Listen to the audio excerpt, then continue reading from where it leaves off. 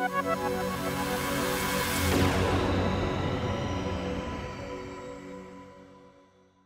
à tous, je suis l'enseigne de vaisseau Ludovic et je vais vous présenter la flottille 36F. Alors on est une flottille de combat qui est spécialisée dans la lutte anti-navire. Vraiment le combat naval, c'est notre cœur de métier. On fait aussi tout ce qui est lutte contre le narcotrafic dans les Caraïbes. On va aussi pouvoir être capable de faire du sauvetage en mer. On a un treuil qui est à poste et on a cette capacité-là aussi à la flottille.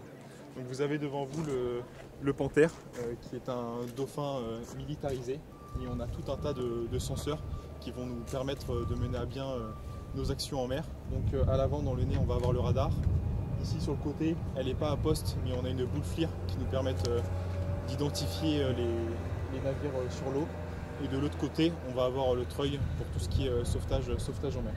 La vocation de la flottille, c'est de partir embarquer sur les frégates, donc les frégates de défense aérienne, les frégates légères furtives ou encore les frégates de surveillance qu'on peut avoir à La Réunion ou à la Martinique.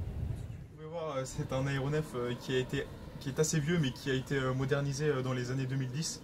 Donc on a pu avoir l'apparition, ce qu'on appelle de glass cockpit avec les PFD, ND de part et d'autre. On a l'écran Barco qui nous permet d'avoir la recopie de l'image FLIR. Ici, on a le radar qui nous permet d'avoir la situation tactique navale sur l'eau. Alors en termes d'autonomie, on peut monter jusqu'à 2h30 quand on est avec la console tactique dans le cargo. Et en termes de vitesse, on peut monter jusqu'à 140 nœuds.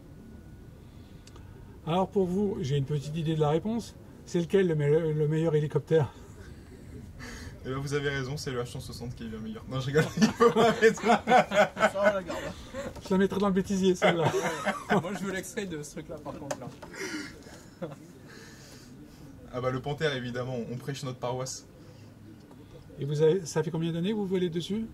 Ça va faire 1 an et demi que je vole dessus. Je suis tout jeune macaroné et arrivé récemment en flottille. Donc oui, vous aurez de très très fortes chances de passer ensuite sur H160. Oui, c'est l'objectif. C'est la prochaine étape. Exactement.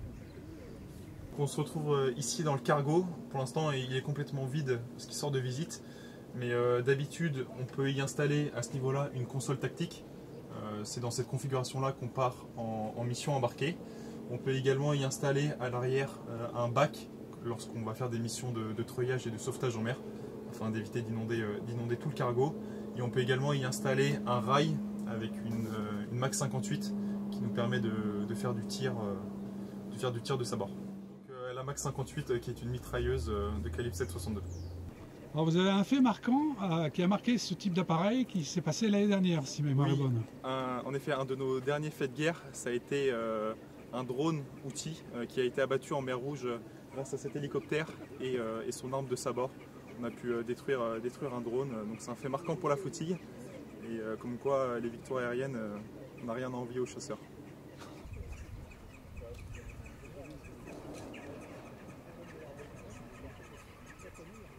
Alors j'ai fait un bac scientifique.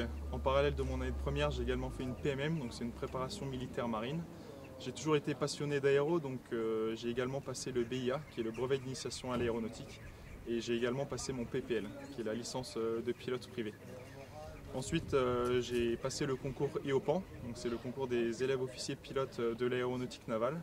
J'ai été sélectionné et je suis arrivé à l'EIP 50S où on fait la sélection en vol sur Cap 10. À l'issue de ces 14 vols de sélection, j'ai choisi la branche hélicoptère et je me suis retrouvé à Dax pour tout ce qui est formation initiale sur hélicoptère.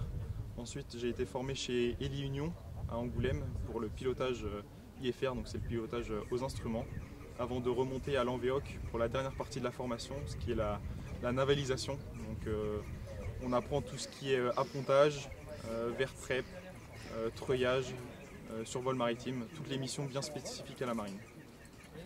Ensuite j'ai été macaroné et je suis arrivé à la flottille 36F il y a de ça à peu près 1 an et demi. Et donc on est là, on va vous voir encore un certain temps. Et je suis là encore pour un certain temps, oui.